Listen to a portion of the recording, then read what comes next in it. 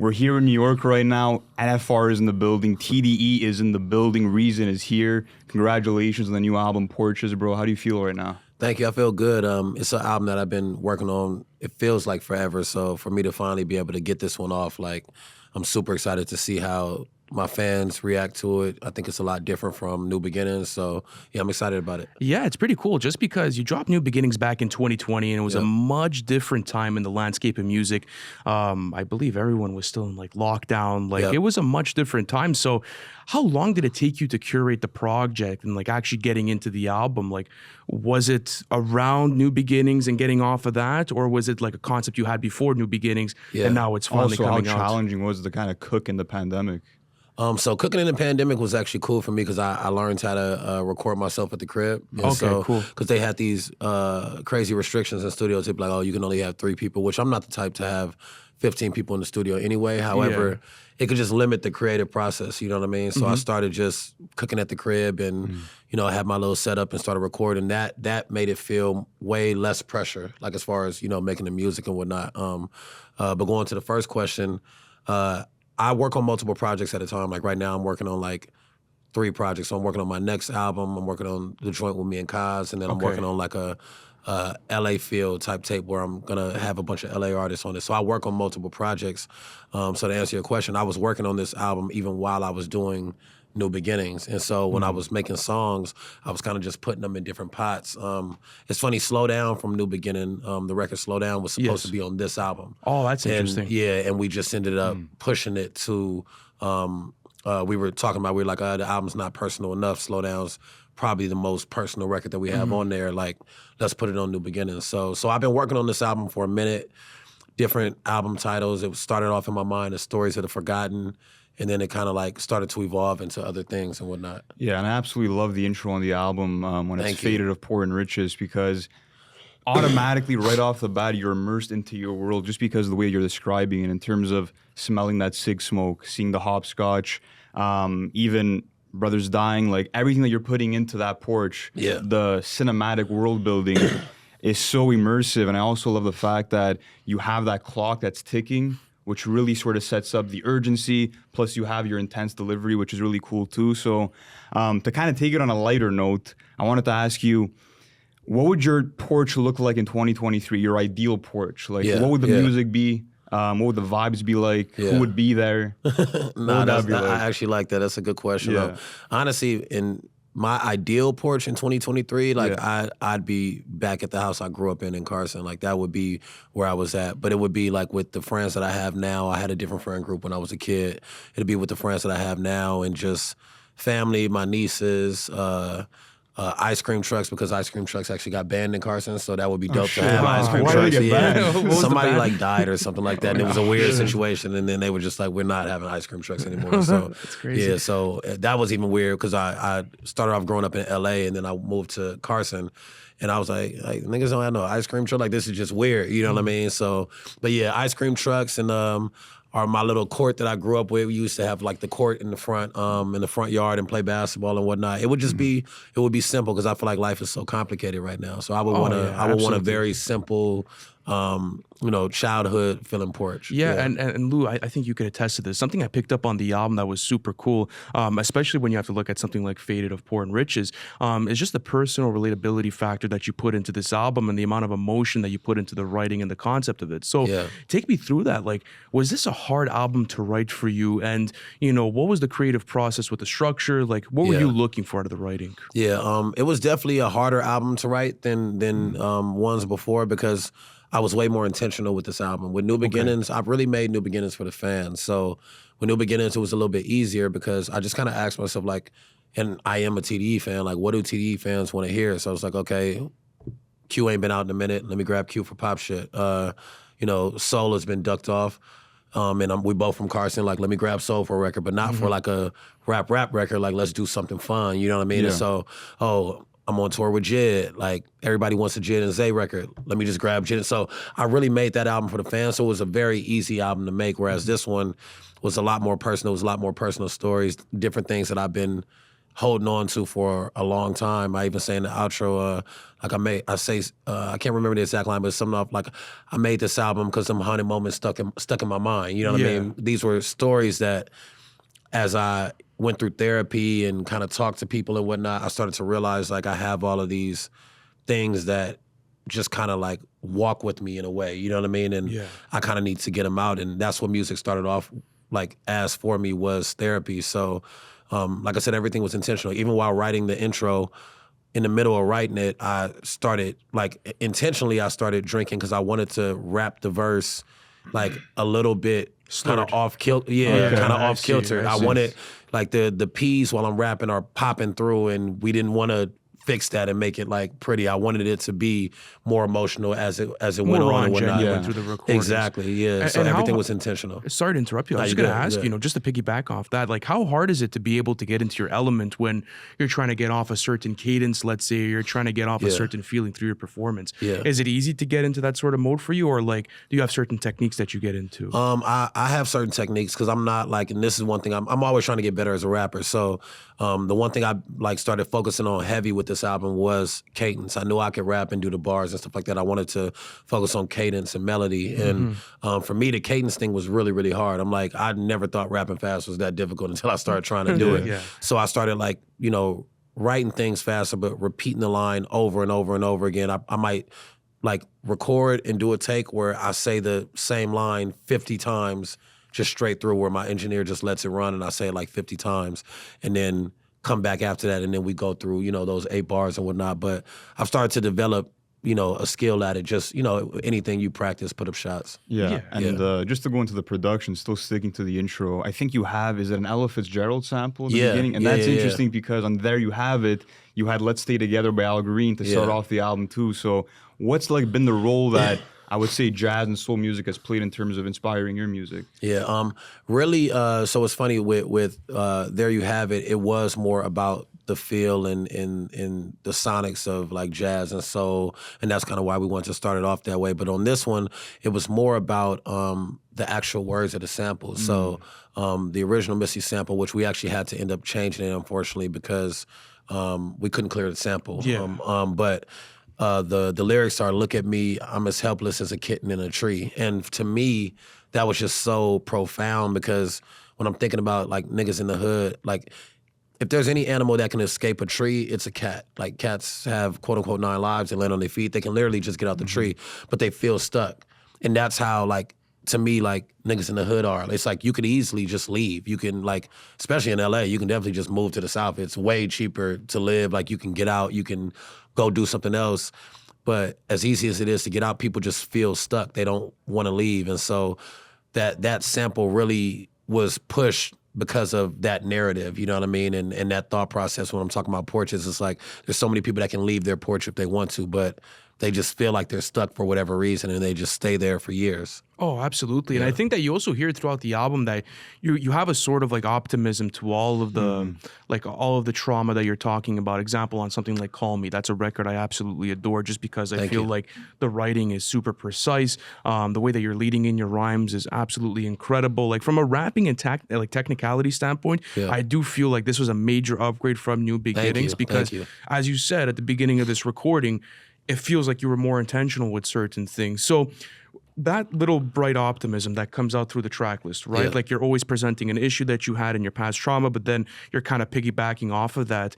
How did that come about? And again, is it a hard technique to find? Just because when you get into that dark mode where you're putting it into your writing, it's kind of hard to snap out. And also, like, even just to add on to that, like, you find it harder to make a big anthem like an At It Again versus one of those more personal, introspective songs? You think it is? Nah, for me, it is, because the introspective personal songs are like layups for me. That's how I got started. Like Better Days, different things like that.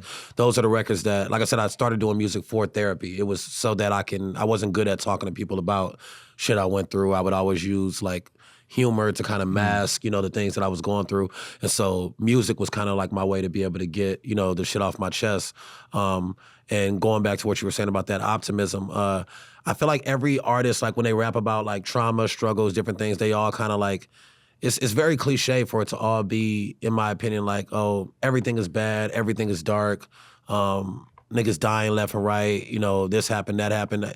It's a very cliche theme that I feel like kind of keeps presenting itself. And the point of the album was to tell people, no matter what porch you grow up on, no matter what environment you came up in, we're all the same. We all go through similar things, you know what I mean? So like, stop judging each other, stop pointing the finger at somebody and just love each other. Just show each other love and understanding, because you never know where a person is mentally. And that was really what Call Me was about, was, you know, the mindset of a man that's just broken. Yeah. He's insecure. Like, his woman didn't even say anything on the song, but he's telling her, like, you know, I know you think I'm a failure. I know you think I'm a deadbeat. Like, I know. And that's just like the insecurity in his mind. And that's a crazy cadence you use, by the way, over Thank there. you, thank like you. that Yeah, switch, yeah. I picked up on that. I'm like, okay, there we go. Like That's those, love. like, because Yeah. you hear it in your voice as well, in the way that you're projecting your vocals. Like, it almost has like a raspiness to it, like almost like a crying sort of aspect to it, where like it's extremely emotional. But keep going. I just want to get of course, thank you. And that was what it was supposed to be. It was supposed to be that, like, and it's spoken from this standpoint of a man. Like, nobody's telling you that you are these things, but he in his mind, he knows that, or he thinks that he is all of these things. You know what I mean? And then, you know, he gets abruptly stopped by his mom just calling him and just to let him know that she loves him. You know what I mean? And a small thing like that can help a person live another 24 hours or make it through another week, just because they know that somebody else hasn't given up on them. You know what I mean? And that was really what the whole premise of the album is like, stop judging people, stop pointing the finger. Like, let's just show each other more love, and hopefully that'll help all of us get through another day, another week, another month. Yeah, and I feel like that was an important theme, like just checking on your people. And what's yeah. cool too is the way that like Call Me bleeds into gang shit right after. Yeah. And that's one thing I have to give you props for, is the sequencing of this album and just the atmosphere that you're able to create in terms of the banging on the door that you hear in multiple songs. So take me through all of that, even the whole idea of like bringing in different timestamps for different records. Like, how did the vision really come into place for that? Yeah. Well, like I said, it was intentional. At the end of New Beginnings, when Windows Cry goes off, you hear a voice saying a bunch of dates, and that was because I was already working on this album, you know what I mean? And so it's a bunch of dates at the end of Windows Cry. And I've had fans that really pay attention, like tweet me and be like, what are those dates about? And those dates come into play on this album. And, you know, really just kind of trying to figure out, like, sonically, what can we do to immerse people in this world, but not slow the album down, because we're not in the same day and age where, like, when Good Kid, Mad City dropped, you could have a 1.5-minute skit and people will still listen, or you can stop the motion of an album and people will still. Now people's attention span is so short, so we have to be able to fit in the aesthetics without slowing the album down. Yeah. And shout out to Miko. Miko helped me with a lot of creative direction on this album, and he's the one that came up with the idea of the banging on the porch. You know what I mean? Like, every single time we bang on the porch, we're on a new porch, and you hear the door banging, and then you hear the date, and now we're going into like a new story, and we're telling that. But the way the stories are told, it kind of feels like it could be one person, and that was the goal of it, is this could be the story about one person walking through this life, and that shows how relatable all these different porches are, if it can sound like it's just one person going to all these different places. And the world building on the album is super cool too, because you're going through this, and like you said, it doesn't slow down the album, and it doesn't take away from the accessibility factor for the listener. And I agree with you, you know, like you said, I mean, we're 22 and 23, and we see how kids my age, like, man, sometimes you're sitting through an hour album, and you're like, man, let me get out of here, man, bro. Like this is tough. You know, it's scary. Like, even like with this album being 17 records, like, that was scary for me, because I'm like, people want to keep it at that sweet spot of 10 to 12, you know what I mean? But there are the people that still do enjoy, you know, the longer bodies of work. And I had to take my you know, being scared or anxiety about that away and just deliver the product. But I and think, not worried yeah, about that. yeah, I think the reason why it works is that it's just such a strong concept album. Like, conceptually from beginning to end, it's so intact, and it feels like a very cohesive listen despite the length, which is hard to get when it comes to 17 like song track lists nowadays. But that's what I was gonna say. For reason is, I feel like it depends on the artist who's delivering the album, right? Like, if you have like an album artist that can't carry 20 tracks, then it's not necessarily it becomes a drag. It becomes the drag. But in your case, like you said, you know, you said one of the improvements you wanted to make was bringing in different cadences. Like automatically you engage your listener a bit more because you're trying out new stuff. It's like, oh, what is this? You're presenting them something that they didn't even know they wanted. So how is that, the unpredictability factor for this album? What did you try to set up for your listeners to keep them engaged throughout this lengthy album experience with tons of value? Yeah, for me, like I'm not one of those artists that's like super sensitive, so I take feedback very well. Like I tell people all the time, like if you think my album sucks, let me know. Tell me it sucks, because for me, I would rather you tell me that and me know. Sorry, I'm putting my phone on Do Not Disturb. I'd rather you tell me that and me know and get better than for me to just be stuck in my own head and be like, like nobody can tell me anything about my shit. And so with There You Have It, I was looking at a bunch of reviews, and I have to give credit. It was one guy that did a review, and he was like, I love this guy's rapping, but like all of his cadences are the same on every record, and the hooks, like it's just one word repeating it every single time. And I was just like, first I was like, damn, like really? Like, and then I started looking at it and I started listening to it from an unbiased standpoint, and I was like, okay, I gotta be more unpredictable. Like my next album has to sound like growth. It has to sound like still like Reason, but something that you wouldn't, predict. Yeah, predict. You know what I mean? With the cadences, with the flows, with the melodies and all of those things. And so going into it, I really, really pushed for that. And we had joints on there that like were really, really strong records, but we took them off because we felt like it was reminiscent of an older version of me. You know what I mean? And so we did that. We intentionally took off certain records. We intentionally go up and down with the energy. We intentionally go from records like Call Me to Gang Shit, which is a little bit more upbeat, rapping and faster and whatnot. So I did all those things to make sure that the energy and attention span can last there. Yeah, and Gang Shit is actually quite an interesting concept from a writing standpoint because, you talk about the pressures of being signed to a legendary label like TDE and just like the amounts of pressure it comes with and the expectations and stuff like that. But, when it comes down to it, what have you learned throughout this process of being signed to such a legendary label, and how have they helped you craft your sound? Like, what's been the process like with working with them so closely? Yeah, so the crazy thing about Gang Shit is that the original second verse on Gang Shit came from a more bitter place, and it was a verse that actually Ab-Soul was the one that called me and we talked through it, and he told me to take it off. And it was, instead of where it is now, it was more of a space of, I signed to this label and I thought that I was gonna have all this help. I thought I was gonna have all this support. I thought I was gonna be able to be in the studio with Kendrick and get a feature from SZA, and this is just a label now. And growing up as a kid in LA, that's what you think. You sign a TDE, you're like, yo, I'm about to sign to this label and it's gonna be, gang shit. It was really, the title was supposed to be ironic. It was supposed to be, I thought I was gonna sign to this label and it was gonna be gang shit, and it's not, you know what I mean? And the verse was coming from a kind of a bitter place, and Soul called me and we basically talked through it, and his whole thing was, if you say a verse like that, you have to be able to stand on it, because every artist in the label didn't do you like that. There are some of us that throw an arm around you, like J-Rock right off the back, like Ab-Soul right off the back. And if you say it the way that you're saying it, it's coming off as every artist. It applies to everyone. It applies to everybody. And he understood my frustration with it. And so that was what the verse was coming from a more bitter place of, I got to go to interviews and get asked questions about Kendrick Lamar, and I don't know Kendrick Lamar.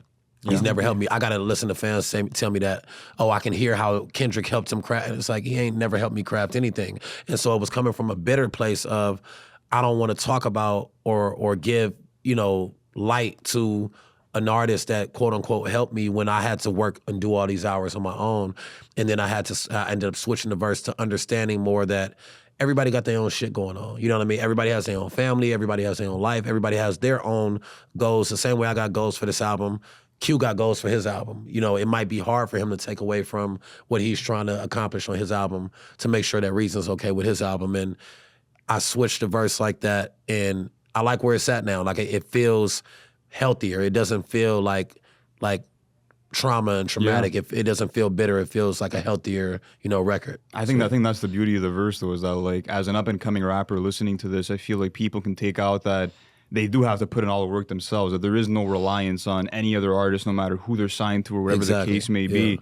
And I think that it's great, bro. It's great the way that it came out and sounded. But speaking of TDE artists, you do have a bunch of TDE artists. I do. I got the new generation on this. Yeah, you do. And that was intentional too. How was it working with the whole team there? Yeah, for me that was like a big thing, because we we carry all of the new generation. We carry a certain level of confidence that, of course we stepping into big shoes, but we feel like we're just as good, if not better. You know what I mean? And we just have to pave our way. So I wanted to have all of the newer generation. So I got Zakari on there. I got Rayvon. I got Doechii on there. Sir's on there. And it was just dope to me to be able to get out of the original Big Four, the Black Hippie crew. You know what I mean?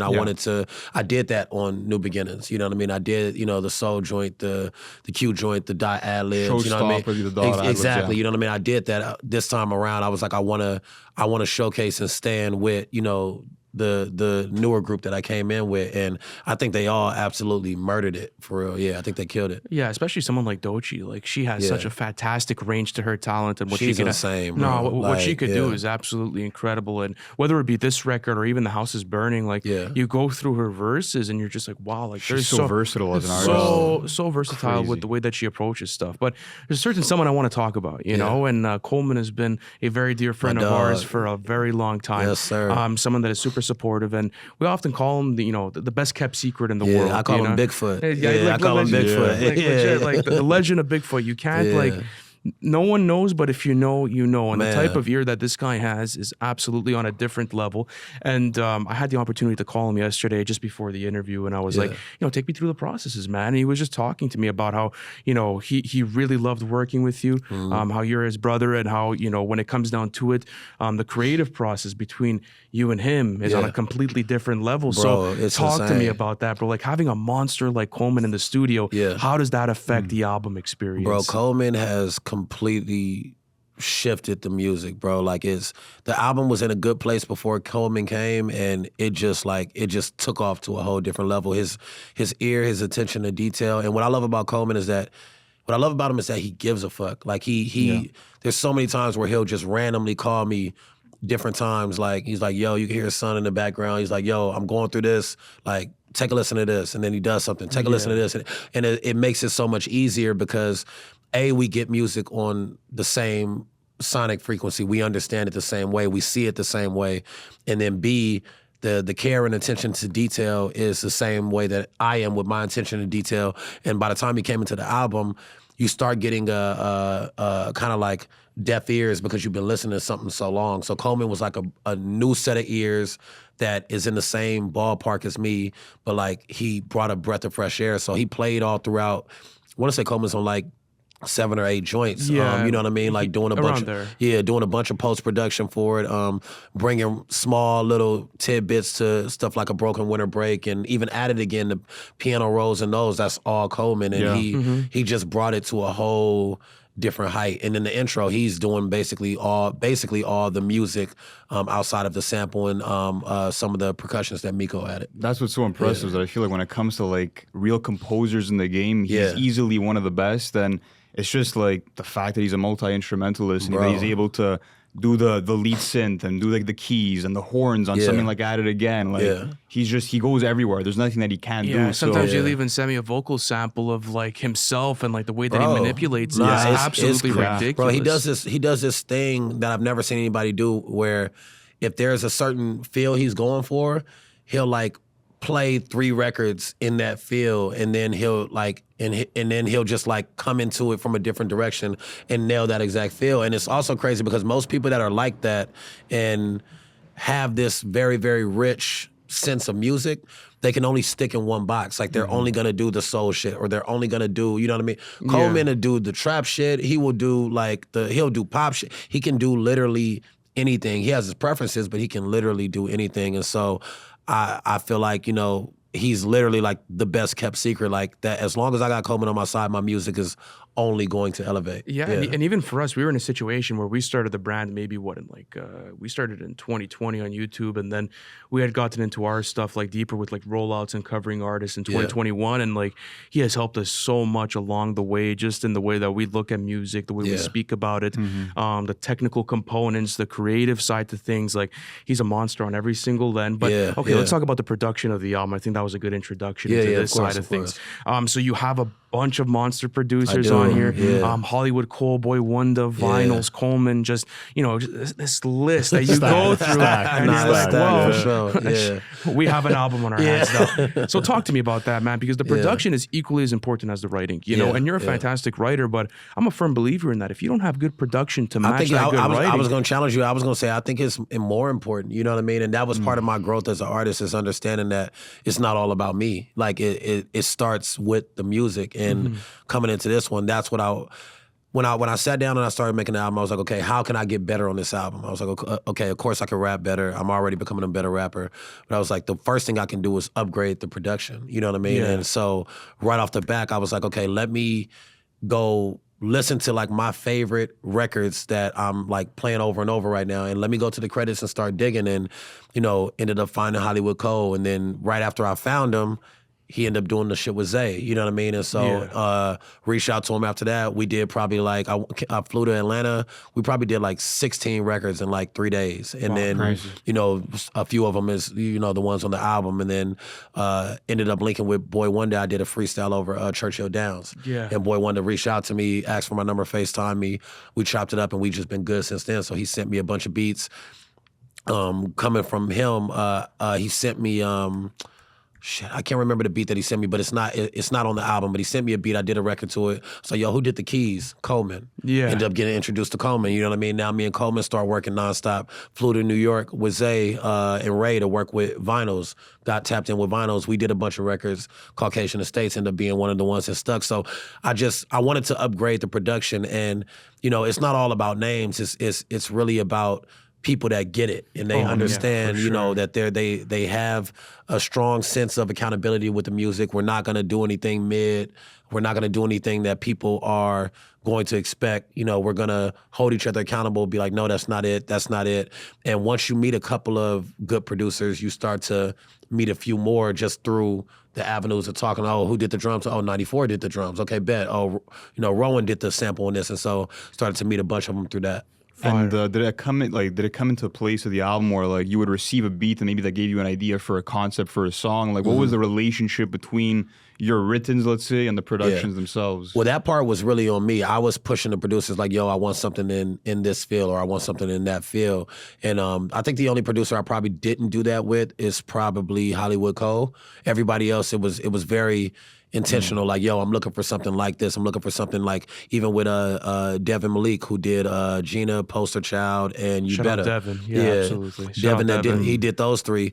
I was coming into it telling Dev, like, yo, like with Gina, I was telling him, like, yo, if you got anything that like sounds like some soulful shit but goes into some hard trap shit, like, that's what I'm kind of looking for. And then the switch up on that, Coleman and Fierce did that. So the switch up, it was originally on the same beat as, you know, the original Gina. Yeah. Coleman and Fierce came in and did a whole different switch up on the back end. So it was really me pushing it. Like, I asked him, like, yo, I want to do a different switch up. I want a record that feels like this. I want a sample that feels like that. And we were just building out the music from there. And yeah, that's interesting, because when you go through the soundscape of the album, there's a lot of highs, there's a lot of lows as well, just as far as tempo goes. Like, you have your classic sort of sample flipping with the jazz and soul stuff, like the introduction, but then you get Caucasian Estates. I believe that was also a Vinyls like production. The high BPM, like trap type of sound. It's dark, it's menacing, it's like, it really pierces your ears. So how did you find a good balance with that? Because I feel like that's also a big thing for an artist, is finding the perfect sequencing and the perfect balance of everything within that track list. Yeah. So what was the decision made on that? Yeah, it was trying to balance the energies. That was literally it. It was like, okay, how do we stay in a certain tempo, energy wise though, not necessarily BPMs, but, you know, where you're listening to this very detailed intro about these porches, and then you come crashing into Caucasian Estates. And Caucasian Estate was very, very heavily influenced by Drake. I was listening to If You're Reading This, It's Too Late. Yeah. And I missed that dark, ominous, you know, jumping, like raging type of sound. Well, that was you know Boy Wonder and Vinyls as well. Exactly. And so I felt like, you know, who better to get that sound from than, you know, the Vinyls, creator themselves, the niggas that did it. You know what I mean? And so that was the goal and conceptual idea was, how do we drop a conceptual album without it feeling like a drag? Because that's the one knock that conceptual albums always get, is that if there's people that aren't into that music or that type of ideology of an album, they feel like it's a drag. Like there's people they're just like, I just want to hear the records, bro. So we needed to make the records be able to be strong enough to stand on their own, even if you don't give a shit about the story. Well, yeah, I think the beauty of that is just the way that you guys sequence it, in the sense of, although you have the concept being really fluid all throughout it, you still have those records like a You Better, you still have an FTN that are sort of like universally accessible to anyone, even though if they're not like invested into the concept, because obviously not everybody will be. There's different listeners out there. But speaking about the Drake influence, that takes me to Mirages, where you have truck to the plane to the truck, truck to the hotel lobby. So how did like Drake's influence sort of have a role on this album? If there's like more than one track, let's say that. Drake is, honestly, if there was an artist that I would have to say influenced me on this album, which is weird because I do a lot of the storytelling things and Drake doesn't do that as often, but it was Drake. Like I feel like Drake, in my opinion, is like the guy in the game right now, and he's been the guy for a long time. I feel like, when you get to a certain level, there's always people that try to, knock you and whatnot, but I just think he's incredible. And so when coming into it, this album, I was really, really trying to, like, okay, how do I give listeners the feel that Drake was giving me when I was listening to Take Care or Chicago Freestyle or if you're reading this, it's too late. You know what I mean? And so I was coming into it with that mindset, and Mirages was one of those. I was literally listening to Chicago Freestyle like all fucking week, like literally like back to back to back to back. And I was randomly on my Explorer page on Instagram and found this artist, Flazig, and he had this cover, and I literally FaceTime Coleman. Like, that's how me and Coleman, we were working like that before even meeting, and that's why we still haven't even locked in and got in person. We did all of our stuff over the phone. Oh, that's crazy. So I can only imagine where we're going to be at if we really lock in person. But I FaceTime him and was like, yo, I got this sample. I sent it to him. I was like, I want to do something like this in like the Chicago Freestyle boat. And we were just on FaceTime going back and forth. Like, he's playing keys. I'm like, let's do it like that. Let's do it like that. And then we had the record, sent it to Boy Wonder. Wonder was like, yo, we need you should add like a bass line to that. Kind of gave us an idea, came back, added the bass line. So yeah, that Drake influence is definitely all throughout the album, not just from a sounds aspect, but from a quality aspect. That's what I admire Drake about, is that he has a certain level of quality that he always tries to hit. And there's a lot of fans that's gonna watch this and be like, no, he doesn't, and all that. That's like the Drake argument or whatever. But I mean, the proof is in the pudding. We see what he's done all these years. That's still one of our hottest takes. That's still one of our hottest takes. We don't think he has any bad albums. So I actually agree with you. The only album that I'm not the biggest fan of is More Life. Okay. But even More Life, there's records on there that I love, and that's what I admire about Drake, is that even on an album that I'm not like the hugest, like the biggest fan of, still go back. There's still 5 or 6 joints on there that I'm like, yo, I love these records. You still have your Disturbs on there. I still have all those records regardless, bro. Like he's a monster. Like we'll never get anybody like that again. And so, I feel like we got to cherish that more. Yeah. So listen, I want to talk to you about a bit of a different thing now, especially coming off of this new album, So maybe a new phase for you in your career and your life right now, especially after releasing this album. Yeah. It's a completely different direction for you. And we're just super happy to see you flourish as an artist, because even before we were interviewing, like, we were tapped in, man. And like, it was just so interesting to see where you were going to go with your career, because the trajectory was, I mean, where did you, like, there was no ceiling, if that makes sense to you. You have a super clean cadence to where anyone could get into it. Your writing is developed enough, and you're so skilled as a writer to where you can make any sort of song that you want. And with this album, I do feel like you've achieved that, and where, yes, you are sticking to your roots as Reason, but you're also expanding on that. You're providing a new sonic palette to the table for these new listeners.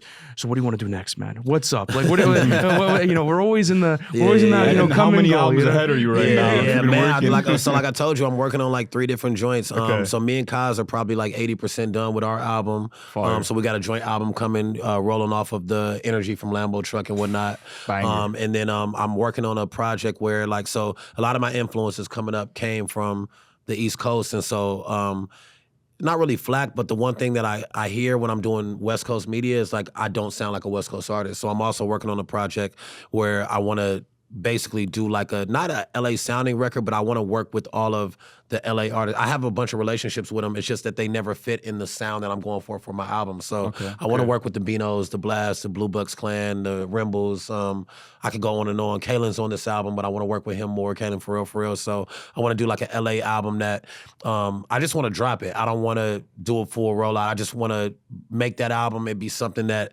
is for us in a way, but still has reason to it. It's still going to be rapping, but I want to do that and put that album out. And then I'm working on my next full, like, conceptual one as well. So the conceptual one will be in my mind, don't care how anybody else looks at it, but that'll be my third album. But those other 2 tapes will just be things that I want to give the fans. Like I said, I got in this to have therapy, but also I'm still a fan. And I grew up wanting my favorite artists to do certain things. Like I grew up like, damn, like I wanted Lupe to stay on the same road that he, was on at the beginning with the Cool and the Food and Liquor and whatnot. And I you get lasers and it's just completely, you know what I mean? Yeah. And so for me, it's always about the fans. Like it's about giving the fans things that they want. So a bunch of fans asked for a collab tape. I told guys we have to do a collab tape. There is no world where we don't do one, you know what I mean? And I've always had a bunch of people ask me to do more West Coast records like Impalas and Hydraulics with Game.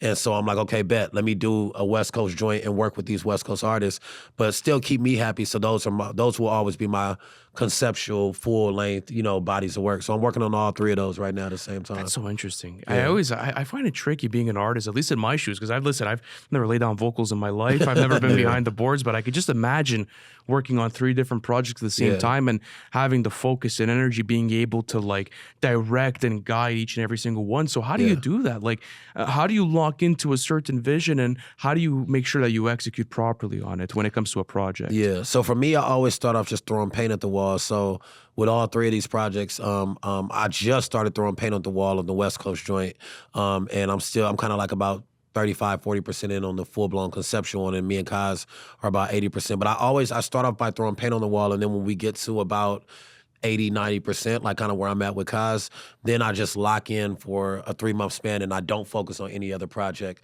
And I'm like, okay, let's get this across the finish line, And so that's kind of been the easier way for me to do it, because I feel like when I come in, just for me, when I come into it too locked in on one project, I can't do anything else. And so if I just kind of throw paint at the wall, create records, put them in their separate categories and whatnot, once I look up and I have 35, 40 joints in this category, I'm like, all right, bet, let's put these 2 to the side.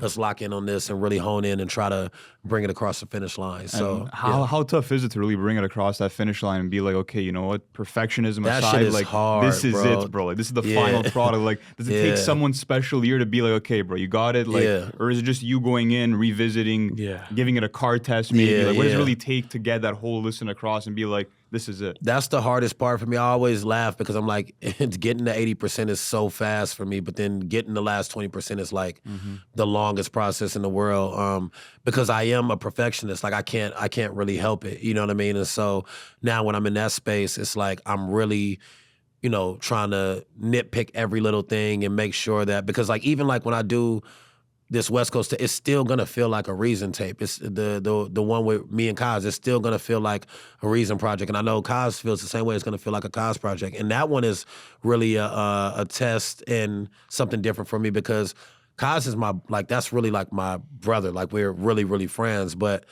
working with another artist, like, is so much different than just working with yourself, you know what I mean? Because he has certain ways that he likes to do things, and I have certain ways that I like to do things, and so it's a slower process because you can't just do them the way that you want to do them, you know what I mean? But me and Kaz's album is turning out, I can like confidently say, more fire than I think people would even expect it to be, you know what I mean? And it's a beautiful thing just to be able to come together and make a project with different, like views and roads that you want to hit, and to be able to do those things in different facets. It's like I've started having fun again with the music, you know what I mean? Being able to take some of the pressure off of whatever it may be as far as numbers or sales or whatever it is, and just start doing the shit that I did it for, which is just making dope music and being able to put it out there to the fans. Yeah, I think that's going to be beautiful just because I feel like the TDE and the Dreamville fan bases are so closely connected. It's fire, yeah. And I feel like the fans are just going to eat that up once it does come out. Yeah, the goal of that is to be able to make it feel like a Dreamville and TDE tape. We didn't want it to feel like just so I think that's going to be the hardest part, is because, like I said, all these different artists have their own lives and different things that they got going on. But we're going to make the music first and then circle back and try to get as many collabs on there as humanly possible. Okay. You know what I mean? There Right? we go, So there we yeah. go, there So we we're gonna go. really, really push for it hard. Yeah. I think that's going to be a special moment, just because I feel like if you and Cause were to be some of the first ones to be able to really bridge that gap, Yeah, and especially yeah. bring in the new generation of a Dreamville, let's say, camp, and even the new generation of a TDE camp, Yeah. that can make for an incredible sort of community aspect to it. Yeah. So from your standpoint as well, I feel like community building is a very important aspect of being an artist. Definitely. You were talking to me how you went to business school right before this recording, so. You know, I kind of want to look at it from a different perspective now, you know, like take me through the business of your music, you know, like how did you really formulate this album to be able to feel good for you on a business level and being able to actually develop a product that is refined, that's going to hit the market, that's really going to feel well, you know? Yeah, the business aspect is where it always gets the hardest when it comes to making music, because who wants to think about business while we're making music, of you know what I course. mean? But you have to, it's the day and age we live in, so while making this album, I'm thinking about, okay, which records can live in a playlist? Like what can I take to Top that he can take to Carl Cherry that we can potentially try to get in Rap Caviar, or that we can take over to Apple, try to get in Rap Life, you know what I mean? And so you're thinking about those type of records, you're thinking about features, who's doing well with monthly listeners that we can, get the primary artists and put it in the right spot. So that's kind of like business-wise where you kind of try to push it. And then, creatively you start also thinking about what ideas can I bring to the table rollout-wise, and me and my boy Chris, shout out Chris, we are trying to build out all of these, ideas that just show more personality. Like, I'm sure you guys saw the promo for You Better with the I was gonna say what I mean? that was my favorite moment from the rollout. Because it was fucking hilarious. The whole interview with I'm trying to make a gospel album. Exactly. And then, and that was Chris's idea, and we have other ideas. You know what I mean? Similar like that. And we just wanted to have fun with it. Like, if it's a fun record, let's do fun content and promo, marketing. And if it's something more serious, like we have stuff for Call Me, that's a little bit more serious. You know what I mean? And we just wanted to bring it to a space where we're being authentic, we're doing something different that we haven't really seen people do, and just having fun again. And it brings light to the records. You know what I mean? It makes people want to listen to those records when they're in those moods. Yeah, I completely agree with you. So what was your favorite moment from this rollout as a whole, would you say? Like, was it doing the music video for At It Again? Was it doing those teasers for You Better? Take me through that a little bit. My favorite moment probably from this album would probably be, honestly, sitting down and the track list. Usually that's the most stressful part for me, but coming up with the whole creative process and conceptual idea of the album, and then sitting down with Miko and starting to add the porch aesthetics. And when we did all the skits for this album, we didn't do skits the normal way where you just get people behind the mic in the booth and they say their part. We literally came in and mic'd 4 or 5 people up, and we had them act through it. Like the dice game skits that you hear, niggas were shooting dice for 35, 40 minutes. You know what I mean? We was really going through it in that type of way. And shout out to Karan. He's a guy that came in and helped us with all of the sound dynamics of it. He does Foley for a living. So okay, cool. Yeah, so we brought him in to be able to do those things. So that was probably the most fun process, is the skits, the aesthetics, adding the porch, the porch door knocks, and just having the homies in on the album. It's funny because when he came in, he was like, "Oh, let's cast out these actors," and so they start sending in voice notes, and we these niggas suck because they're not from LA. And so it's we're getting these actors that are professional actors, but nobody's gonna sound like the way that we want them to sound. So then we just got the homies, and we just mic'd the homies up, and grabbed a couple bottles and was just chilling in the studio, and started putting together all the aesthetics for the album. So I had a lot of fun doing that. Oh, I'm sure that's a big aspect of this album too that I think that listeners are going to pick up on is that cinematic value that you brought to the track list, and that's something that a lot of listeners are looking for in 2023. It keeps you on your feet, you know, like when you're in an album and you're able to get those skits. I know for Lou and I, when we're in a review, like that gets points for us, you know, like and it's a breath of fresh air, especially right now. You know what I mean? Like there's just not a lot of that. And it's funny because when I started doing those, I actually tweeted out, I was like, do people even care about this anymore? And the tweet kind of went viral and it got thousands of replies. And so that let me know people do still care. It's just a lack thereof. So it seems like people don't care because nobody's doing it. Okay, something I want to do round table is give our favorite song from the album. So for me, it's going to be A Broken Winter Break. Fire. Storytelling gave me fucking chills, bro. Amazing song, beautifully written. Yeah. What would you say, though? So we joke about that. My favorite changes every week, but this week right now it's Too Much / Melly Mel. That's my favorite. Yeah. That's damn near my favorite beat on the album. But that beat is insane. There's a sample on there, right? Yeah. But that's probably my favorite record right now. Faded of Poor and Riches, for sure. Absolutely. That's I think that's gonna be like an all-time great record within your catalog, especially like looking at the way that you're building it off and stuff like that. The personal relatability factor, the production is flawless.